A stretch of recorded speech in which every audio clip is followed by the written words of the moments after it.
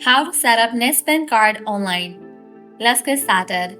If you want to set up your Netspend Prepaid Debit Card so that you can make purchases at stores, over the phone, and online, you are in the right place. With your Netspend card, you can easily withdraw cash at ATMs worldwide, make purchases, pay your bills, rent, and other necessities.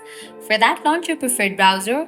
At the very top, you're gonna see the search box. Over there, type in netspend.com and then search for it.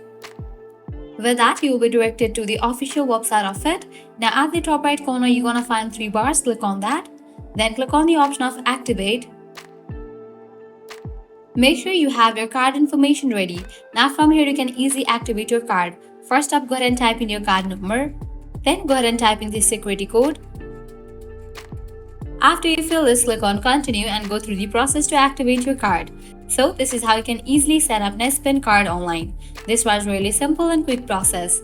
At the end, if you guys find this video helpful, don't forget to like, share and subscribe to our channel. Thanks for watching.